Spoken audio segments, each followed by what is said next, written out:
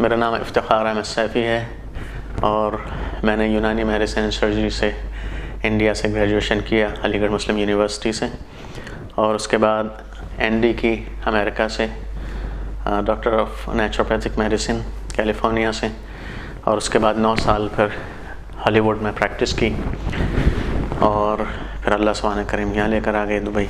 मेरी एक्सपर्टीज़ हैं syndrome x, यानी cardiovascular disease and diabetes and obesity, ये 3 चीज़। 25 साल मुझे मरीज़ देखते हुए करीब। हमारे पास अल्हम्दुलिल्लाह कितने सारे मरीज़ हैं कि उन लोगों को डायबिटीज़ थी।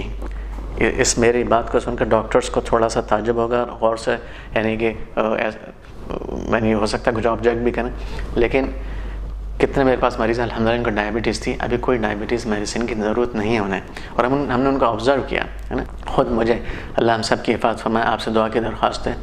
आज से करीब 10 साल पहले तक डायबिटीज़ थी और अल्लाह का एहसान है, अल्लाह का शुक्र है, अल्हम्दुलिल्लाह अभी नहीं, अल्लाह का एहसान है। तो तरतीब सही करने की ज़रूरत है। अच्छा, खाली इल्म से भी कुछ नहीं होगा, इल्म नॉलेज तो मुझे पहले भी थी, लेकिन अमल थोड़ा सा उसके ऊपर अमल करना पड़ेगा कुछ चीज़ों के ऊपर, और अल्लाह से मांगना भी है, इंशाअल्लाह सदका कुरान भी है साथ में। तो मेरे पास बड़े सीरियस पेशेंट आए। मैं आपको और बात बताऊँ, यानी मेरे पास एक पेशेंट आए, उनकी 9 जो HbA1c थी 9 थी, कोई दवा भी नहीं ले रहे थे, और थोड़ा सा होता है डिनाइल एक आदमी का, कहता नहीं मैं तो आई एम फिट। तो मैंने उनके टेस्ट करवाया, मैंने कहा उसके बाद मैं आपसे बात करूँगा। पहले टेस्ट हमारे सामने होता है, इसको मरीज़ को फिक्र भी होती है थोड़ी सी, इसलिए करवाते हैं, फिर फॉलोअप भी करना होता है। तो वो टेस्ट के लिए भी तैयार नहीं थे, बड़ी मुश्किल। मैंने कहा मैं आपको ट्रीटमेंट नहीं कर सकता, मुझे ये चाहिए। तो उनका 9 आया, देखा, फिर मैंने उनको, वो जो लैब वाले थे उन्होंने भी थोड़ा सा उनको समझा दिया, तो थोड़े डरे हुए मेरे पास आए कि डॉक्टर साहब मुझे तो पता नहीं था इतनी शुगर हो रही है ये। फिर मैंने उनको कहा कि देखिए आपको दवा की भी ज़रूरत पड़ सकती है, मैं दवा नहीं लूँगा, मैं हरगिज़ नहीं लूँगा। तो मैंने कहा अच्छा ऐसा है। फिर अब ये कुछ दिन के लिए मैं आपको बताता हूँ, 3 हफ्ते का सिर्फ प्रोग्राम है। अगर ये आप काबू में चीज़ें नहीं आ रही हैं, फिर आपके लिए दवा है, लेकिन आपको 3 हफ्ते के लिए सिर्फ ट्रायल है। तो ठीक है आप बताइए, मैं करूँगा। मैंने उनको पूरी तरतीब समझाई, जो मैं आपको बता रहा हूँ कि ये सैलड है और फिर स्टीम सैलड है, उसके साथ ये गोश्त खा सकते हैं, चिकन खा सकते हैं, फिश खा सकते हैं, कम खाना है, और पूरी तरतीब जो ये सब मैंने उनको बताई। फिर मैंने उनसे कहा कि कभी कभी बहुत से मरीज़ों के साथ सीरियस होना पड़ता है, ईजी लेते हैं बहुत से मरीज़। तो मैंने कहा कि मुझे ये सारी चीज़ चाहिए, लेकिन मुझे हर खाने की तस्वीर चाहिए आपने जो खाए, और 1 हफ्ते, आप 3 हफ्ते के बाद, यानी कि आप 1 हफ्ते के बाद मुझे मैसेज करेंगे, ईमेल करेंगे, फिर 2 हफ्ते के बाद, 3 हफ्ते के बाद, और मुझे आपकी तस्वीरें भी चाहिए, और आप ये 4 टाइम अपने ब्लड शुगर को यानी चेक करेंगे, उसकी रीडिंग मुझे चाहिए। और मुझे आपकी जो आपने ये जो खाना खाएंगे ना, तो उसकी मुझे आपका हाथ रख कर तस्वीर चाहिए। ये बहुत से लोग डाउनलोड करके मुझे दिखाते थे पहले, यानी सैलड दिखा दी और डाउनलोड करके डॉक्टर साहब ये खा रहा। तो मैंने कहा आपका हाथ मुझे मालूम है, आप अंगूठी वाली पहनते, ठीक है। तो मैंने उनके ऐसे करके फिर माशाल्लाह उन्होंने किया। अच्छा, जब उन्होंने शुरू में जो रीडिंग ली, तो कोई रीडिंग उनकी 300 से कम नहीं थी, 300 या 400 के बीच में थी। तो ख़ुद परेशान हो गए देख के। उसके बाद अल्हम्दुलिल्लाह 3 हफ्ते के अंदर अंडर 200 हो गई उनकी शुगर, विदाउट एनी मेडिकेशन। माशाल्लाह उसको काफ़ी अर्सा हो गया इस बात को, माशाल्लाह he is fine without medication. लेकिन अब उनको पता चल गया कैसे खाने की तरतीब है। तो ये जो हमारा खाने का एक अंदाज़ है, ये लाइफ लॉन्ग स्ट्रैटेजी है, और यही बेहतरीन है। ये कोई हम परहेज़ी खाना थोड़ी खा रहे हैं, एक्चुअली खाना यही है हमारा। ऐसा सब जो कन्वेंशनल ईटिंग बिहेवियर है हम लोगों का, हम सोचते हैं कि हम बेसिकली खाने का ही। और देखें कभी कभी लोग मुझसे कहते हैं यार डॉक्टर साहब नेमत है आप बंद कर रहे हैं। तो मैं कहता हूँ नेमतें सर आपकी खुलने वाली हैं अभी, ये हम तो रोटी चावल उसी गिर्द गिर्द घूम रहे हैं। अल्लाह की इतनी सारी चीज़ें महरूम है उस चीज़ से। ये सब चीज़ें एंजॉय करिए, सब चीज़ें खाइए, सब फ़ायदा होगा।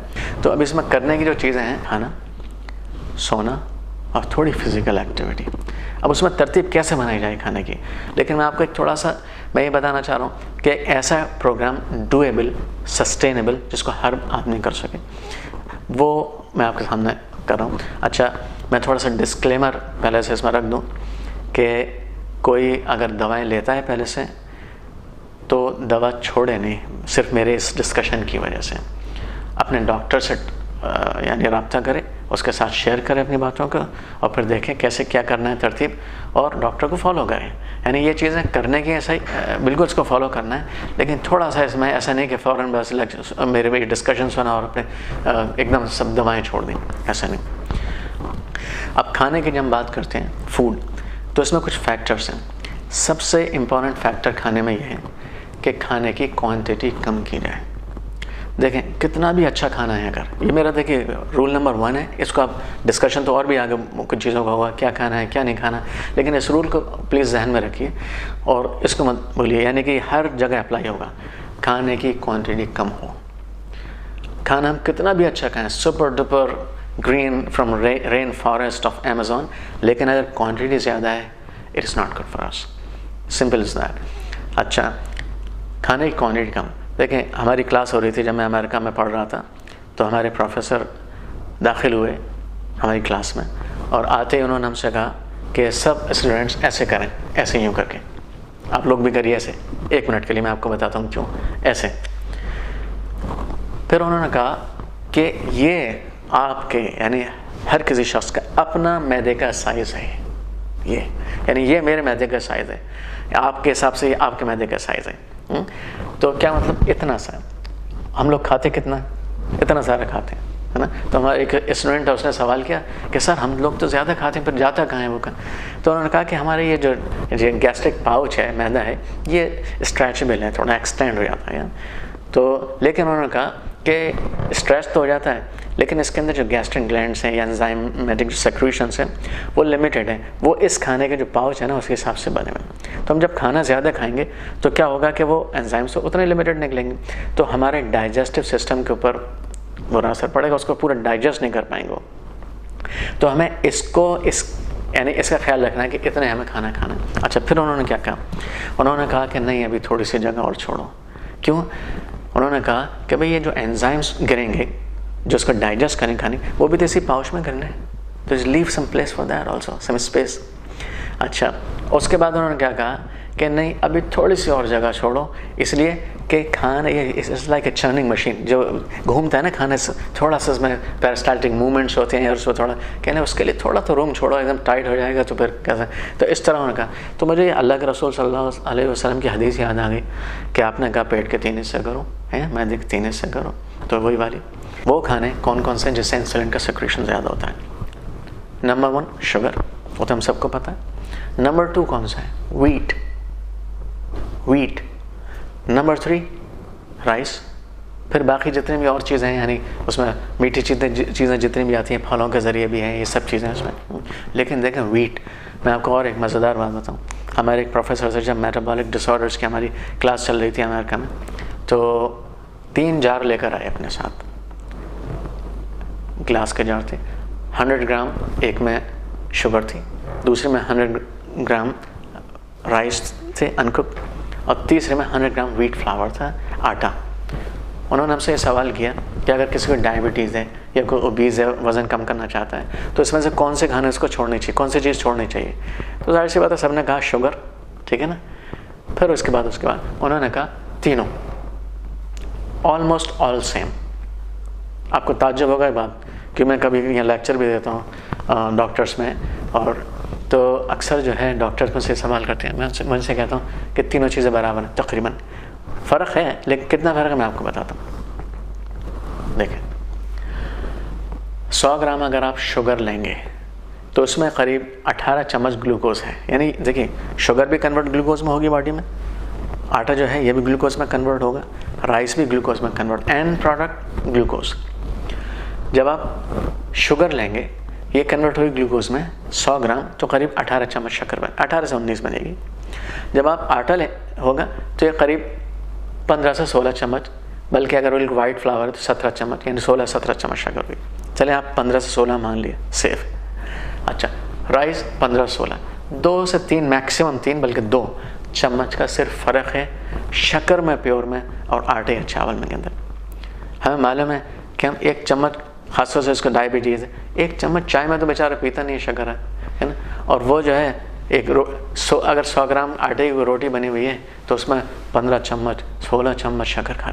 और चावल की एक सेशन में हम मिसाल करूँ 150 ग्राम के चावल है, आप सोचें कितने होंगे?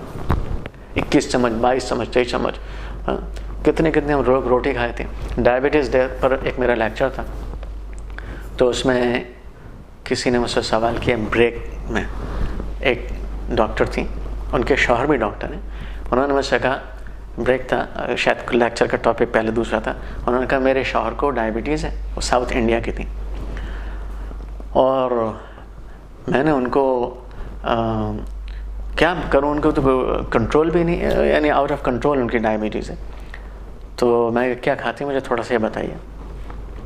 उन्होंने कहा हम लोग साउथ इंडिया में चावल खाते हैं, वो मैंने बंद कर दिया, रोटी देना शुरू कर दिया है। तो मैंने कहा होल व्हीट दे रही होंगी आप, क्योंकि एक होल व्हीट को एक बहुत बड़ी चीज़ समझ कर आदमी जो है ना तो सोचता है कितनी भी खा लो होल व्हीट, है ना। तो उन्होंने कहा कि हाँ बिल्कुल डॉक्टर, होल व्हीट घर का बना हुआ। मैंने कहा ये बताइए कितने रोटी खाते हैं? कह लें 2 सुबह खाते हैं, 3 शाम दोपहर को खाते हैं और 2 जो है रात को खाते हैं। चावल बिल्कुल हमने बंद कर दिए। तो बड़ा मुझे तरस आया उनके ऊपर। तो मैंने कहा अच्छा, तो डायबिटीज़ ठीक नहीं हो रही है? क्या नहीं ठीक नहीं? तो मैंने कहा इस अंदाज से तो मुझे नहीं लगता कि ठीक होगी, वजह क्या है? तो मैंने उनसे ये पूछा कि आप ये बताइए कि आपके 1 किलो आटे में कितनी रोटियां बनती हैं, आप बनाती हैं खुद? तो उन्होंने एक अंदाज़ से कहा शायद 16 रोटियां बनाती होंगी। तो मुझे ऐसा याद नहीं है नंबर्स। तो मैंने कहा अच्छा 16 को आप कन्वर्ट करिए। 16 का मतलब है शायद 70 ग्राम की रोटी बनी हुई होगी, है ना, 70 ग्राम। देखिए मैंने आपसे जैसे कहा 100 ग्राम आटे के अंदर करीब 16 चम्मच शक्कर, ठीक है। अब 70 ग्राम के आधे कितने होंगी? 12 चम्मच, 11-12 चम्मच शक्कर, ठीक है ना।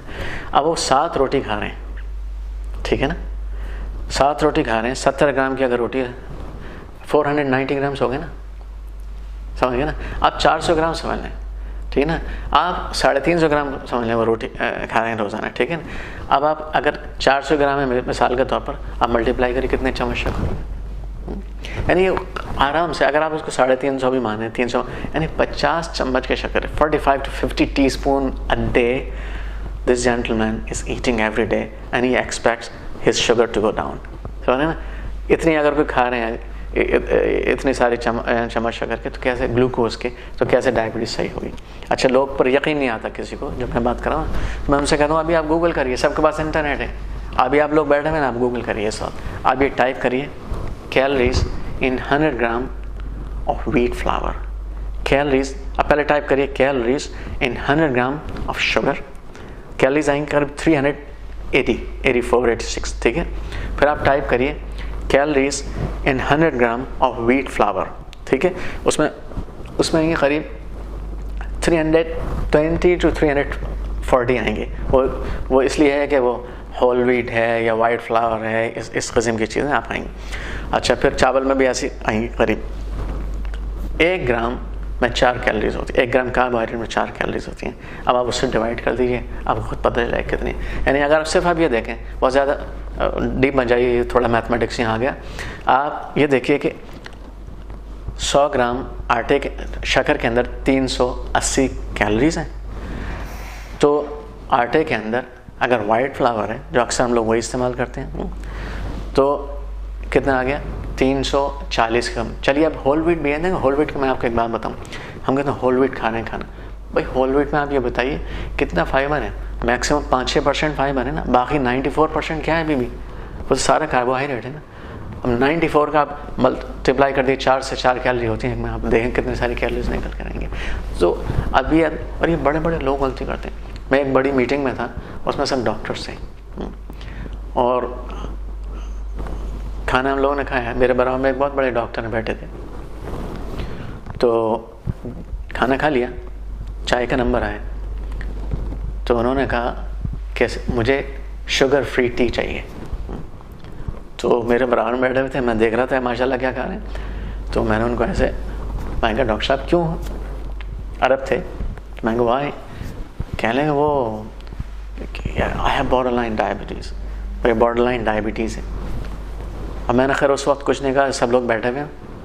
तो जब बाहर आए तो मैंने कहा डॉक्टर साहब आप क्या कर रहे हैं?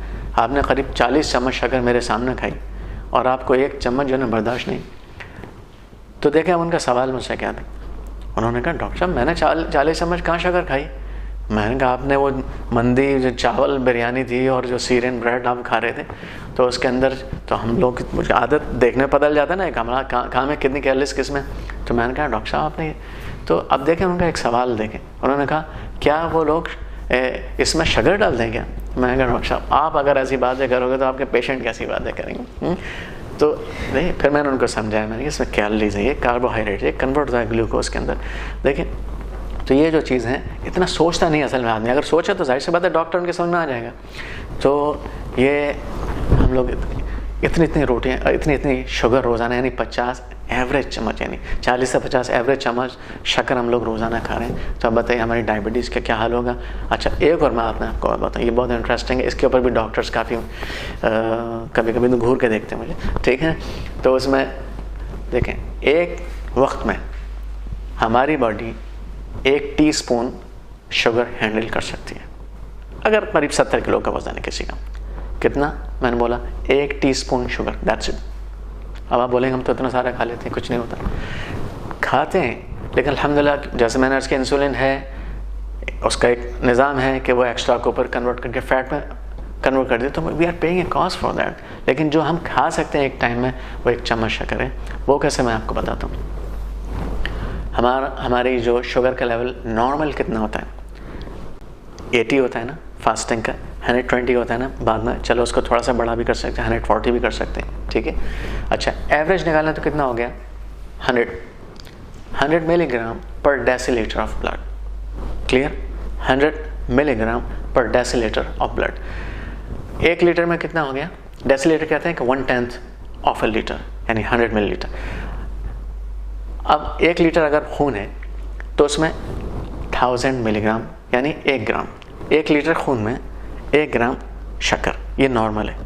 अगर 5 लीटर खून है किसी के अंदर, तो फिर 5 ग्राम शुगर।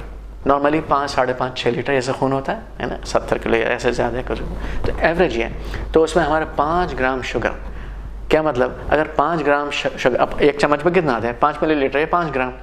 अगर हम 5 ग्राम से 2 टीस्पून कर दें, 10 ग्राम, हमारी शुगर 200 हो जाएगी। उधर होती नहीं है 200, इसलिए कि इंसुलिन है, उसको बैलेंस कर देती है। लेकिन we are paying continuously paying a cost for that, क्योंकि हमारे उसको या तो हमारे इंसुलिन इंसेंसिटिविटी उधर बढ़ रही है सेल्यूलर लेवल पर, या फिर हमारी फैट का एक्यूमुलेशन बढ़ रहा है, ट्राइग्लिसराइड्स का एक्यूमुलेशन बढ़ रहा है। तो ये जो चीज़ें हैं बहुत क्लियर हो जानी चाहिए इंशाल्लाह। तो एक वक्त में, जैसे मैंने अर्ज़ किया ना, नंबर 1 रूल ये है, बिफोर वी आर सिलेक्टिव कि हम क्या खाएं क्या ना खाएं, एक सबसे पहला रूल, खाने का पोर्शन साइज़ कम कर दिए। अगर इस रूल को फॉलो करें आप, पोर्शन साइज़ करके अल्हम्दुलिल्लाह जितनी हलाल और पाक चीज़ें सब खा सकते हैं, लेकिन क्वांटिटी कम कर दी है ना। तो ये 2 चीज़ें अर्ज़ की कि खाना कम खाना है, फिर ये कि खाना क्या खाना है। उसमें अब खाना क्या खाना है, मैं एक थोड़ा सैम्पल मेन्यू मैं आपको बता देता हूँ कि मिसाल के तौर पर, यानी मैंने अर्ज़ किया अगर पोर्शन साइज़ कम करे सब चीज़ खा सकते, लेकिन मिसाल के तौर पर एक मरीज़ हमारे पास डायबिटीज़ वाला आ गया, एक कंडीशन उसको, तो उसको हमें उस कंडीशन को रिवर्स करना है, तो थोड़ा सा एग्रेसिव चेंजेस करने पड़ेंगे। तो हम शुरू में कहते हैं उसको एग्रेसिव चेंजेस करने पड़े, है ना, और फिर उसको followed by just moderate changes and then followed by good enough changes. लेकिन इन द बिगिनिंग अगर किसी को कोई कंडीशन ऑलरेडी है, तो उसको थोड़ा सा एग्रेसिवली हम देख रहे हैं, उसको हम कहते हैं भाई अभी बिल्कुल कार्बोहाइड्रेट छोड़ो। तो यानी बिल्कुल छोड़ने का मतलब कुछ अभी भी जा रहे होते हैं, तो उसको फिर हम कैसे कहते हैं, वो बहुत से लोग कहते हैं भाई मैं अगर रोटी नहीं खाऊंगा, चावल नहीं खाऊंगा, तो सालन कैसे खाऊंगा, तो हम कहते हैं भाई सालन चम्मच से खाओ, है ना।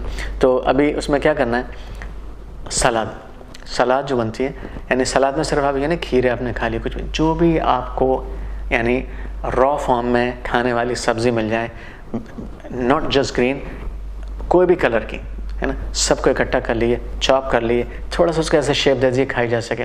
चाहे तो उसमें कुछ यानी कि ऊपर से चीज़ है उसको टेस्ट भी हो थोड़ा सा, और यानी देखने में भी अच्छी लगे, ऐसे बना के खाइए, है ना। रेसिपी देख ली बहुत सारी, इस वक्त तो आप भरी पड़ी हैं रेसिपीज़, आप गूगल करिए आपको बहुत सारी रेसिपीज़ मिल जाएंगी, डाउनलोड करिए रेसिपीज़, उसको थोड़ा सा गेटअप भी आए ताकि हमारी आँखें भी उसको लें, उसको खाइए। जैतून का तेल भी डाल सकते हैं, ऊपर से सिरका डाल सकते हैं, नींबू डाल सकते हैं, ऐसे खाइए। ये आपका बेस मील हो गया। कभी आप क्या करिए, सब्ज़ी को उबाल लीजिए, जब आप उबालें तो उसमें खूब सारा गार्लिक डाल सकते हैं, जिंजर डाल सकते हैं, अनियन भी थोड़ी बहुत डाल सकते हैं, किसी को अनियन से गैस वगैरह शिकायत तो कम डालें, पर ये चीज़ बेस चीज़ें, टमाटर खूब सारे डाल सकते हैं। उसमें फिर आपकी जो सब्ज़ी उसमें वो डालना है, और सब्ज़ी अगर है तो उसमें बहुत ज़्यादा पकाना नहीं है। अनियंस को, गार्लिक को आप ब्राउन भी कर सकते हैं, क्योंकि अनियन गार्लिक के साथ ये है कि अगर इसको ब्राउन भी करेंगे तो इसकी एफिकेसी में कमी नहीं आएगी, बल्कि इसके कहते हैं इसकी बढ़ जाती है ना। लेकिन अगर दूसरी चीज़ ज़्यादा पकाते हैं तो एंजाइम्स सारे डिलीट हो जाते हैं। तो सब्ज़ी को ज़्यादा नहीं पकाना चाहिए, लेकिन बीन्स को, दालों को अच्छी तरह पका सकते हैं, कोई मसला नहीं। तो सब्ज़ी उबाल डाली, एक उबाल ले लिया, ये स्टीम कर ली, बेहतरीन सब्ज़ी है। अब स्टीम सैलड भी उसको बोल सकते हैं, स्टीम सब्ज़ी बोल सकते हैं। अगर स्टीम सैलड को समझेंगे तो आप चम्मच से भी खा सकते हैं, वरना आप सिर्फ सालन समझेंगे तो आपको रोटी की याद आएगी। तो अच्छा, फिर क्या कर सकते हैं, अगर आप सलाद के साथ या स्टीम सैलड के साथ में आप यानी कभी कुछ प्रोटीन रख लीजिए। उसमें क्या होता है, अगर आप खाली सलाद खा रहे हैं या खाली स्टीम सैलड खा रहे हैं, वेजिटेबल खा रहे हैं, आपको आधे घंटे के बाद भूख लगेगी। क्यों? क्योंकि हमारे सैटिस्फैक्टरी सेंटर है, यानी भूख का जो कहते हैं ना, यू आर डन नाउ, अभी खाना हो गया, उसको एक्टिवेट करने के लिए कुछ थोड़ा सा फैट या प्रोटीन की ज़रूरत होती है। तो थोड़ा सा आप उसमें मिला दें, जैसे मैंने कहा ना, आप कोई भी एनिमल प्रोटीन खा सकते हैं, आप चिकन खा सकते हैं, आप फिश खा सकते हैं, आप मटन खा सकते हैं। मैं ये नहीं कह रहा आपको रोज़ाना खाइए, ठीक है, तो एक दिन छोड़ के भी खा सकते हैं, हफ्ते में 3 बार खा लीजिए। अगर एक दिन छोड़ा तो आपने हफ्ते में ऑलमोस्ट 3 बार हो गया, यानी खाने आपके जो है ना 14 भी खाना रखें तो उसके आपको 3 खा सकते हैं, हर्ज नहीं इसमें। तो इस तरह से आप खा सकते हैं, जब आपको थोड़ा प्रोटीन मिलेगा, फैट मिलेगी, फिर आपको भूख भी नहीं लगेगी, देर तक आप सस्टेनेबल फूड हो जाएगा। फिर कभी कभी आप अंडा रख लीजिए, अंडे को उबालिए आप, उसके साथ में मिला दिए सलाद के साथ में, बेहतरीन नेमत है अंडा, उसको खाइए। अच्छा, और कभी कभी आप कुछ थोड़े से आप अखरोट डाल लें, वॉलनट्स डाल लें, बादाम मिला लें उसके अंदर, है ना, इस तरह से वैरायटी कर सकते। कुछ नहीं तो चने उबाल लीजिए, काले वाले चने और बेटर देन वाइट चने। आप काले वाले चने को खूब उबाल के उसको डालें, वाइट चने भी इस्तेमाल करें, दालें इस्तेमाल करें, ये सब चीज़ खा सकते हैं। यानी जो वेजिटेरियन लोग हैं इसकी तरफ ज़्यादा ध्यान दें। तो ये इस तरह से आपके एक सस्टेनेबल और न्यूट्रिएंट रिच आपको खाना मिलेगा, और आपसे जो इंसुलिन जो स्पाइक होती है वो उसमें नहीं होगी, है ना। आपका ब्लड प्रेशर भी काबू में रहेगा, और आपकी डायबिटीज़ भी काबू में रहेगी, और आपका वेट भी काबू में रहेगा। आपके जो इन्फ्लामेटरी कंडीशन है बहुत सारी, कि ये जो खाना है ये एंटी इन्फ्लामेटरी है। और दूसरा हम जो खाना खा रहे होते हैं सारी चीज़ें ना, देखिए मैं आपको वीट के बारे में एक बात बताऊँ, खासतौर से मैं वीट को कम करने के लिए बोलता हूँ काफ़ी। एक तो मैंने आपको बताया कि इसका glycemic index, glycemic load value है, यानी कि ज़्यादा शुगर में कन्वर्ट होता है, फिर ज़्यादा इंसुलिन स्पाइक करता है। इसकी 2 चीज़ें बहुत ज़्यादा हैं, इसलिए मना करते हैं। दूसरे, वीट की जीन थोड़ी सी कॉम्प्रोमाइज़ है, ये GMO यानी जेनेटिकली मॉडिफाइड चेंजेस इसमें आ चुके हैं, मॉडिफिकेशन हो चुके हैं इसके अंदर, यानी कि जो 50 साल पहले का जो वीट था ये वो नहीं है। इसके अंदर मिसाल के तौर पर एक चीज़ होती है ग्लूटेन, एक प्रोटीन है, तो बहुत से लोगों को ग्लूटेन हज़म नहीं होती है, खासकर से मॉडिफाइड जो वर्जन है, जैसे लीकी गट सिंड्रोम एक कंडीशन है वो होती है, फिर उसकी वजह से बहुत सारे जो है ना, यानी रिएक्टिव हाइपर इम्यून सिस्टम हो जाता है, ऑटोइम्यून डिसऑर्डर्स हो जाते हैं, बहुत सारा आर्थराइटिस, थायराइड कंडीशन इसी की वजह से, इवन डायबिटीज़ इसकी वजह से।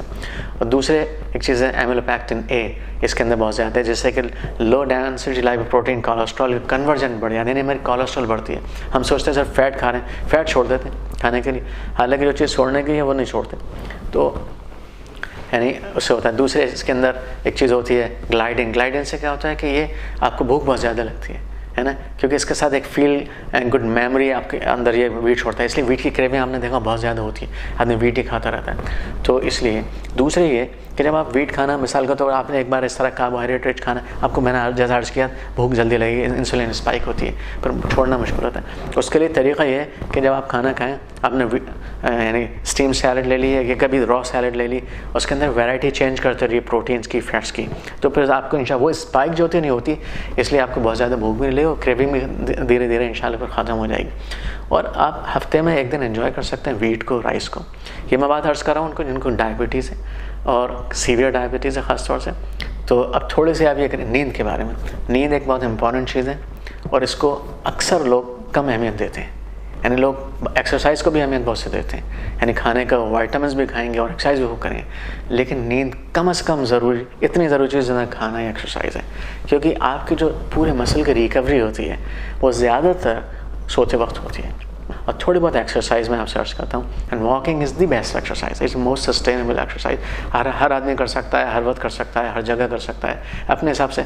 बहुत से लोग कहते हैं कब करूँ मैं वॉकिंग, तो वॉकिंग का या कोई भी एक्सरसाइज का कभी भी करना ना करने से बेहतर है, कभी भी करें ना करने से बेहतर है। हाँ, सबसे अच्छा टाइम सुबह का, लेकिन ना करने से बेहतर कभी भी कर लें आप कुछ ना कुछ ज़रूर, और एक्सरसाइज करें। बहुत से लोग अक्सर मुझे मालूम करते हैं, व्हाट्सएप भी करते हैं, कॉल करते हैं कि डॉक्टर साहब वो फलां चीज़ के बारे में क्या ख्याल है, आजकल उसके बारे में बड़ा सुना है, बहुत फ़ायदा करिए। कोई कह रहा है कि इंजीर को हम उसमें मिला के खाते हैं ऑलिव ऑयल के अंदर, है ना, कोई कुछ। तो सब चीज़ें बहुत अच्छी हैं, यानी इनको तो हम इनकार ही नहीं कर सकते इनके लिए, लेकिन लोग कहते हैं हमें डॉक्टर साहब फ़ायदा नहीं हो रहा। वजह क्या है कि हम ऐड करते जाते हैं चीज़ों को, हमको डिलीट नहीं करें चीज़ों का। तो जब तक डिलीट नहीं करेंगे तो फ़ायदा नहीं होगा। तो ये जो चीज़ है इसका बहुत ख्याल रखना है, बिल्कुल लो प्रोफाइल ईटिंग हैबिट्स आपकी हो जाएं, उसके साथ जो कुछ खाएंगे इंशाल्लाह आपको पूरा फ़ायदा होगा। अल्लाह आपको बेहतरीन जज़ाए खैर दे और शिफा दे, और कुरान और सदक़े का यानी उसकी पाबंदी करिए, और आपसे दरख्वास्त है मेरे लिए भी दुआ करिए।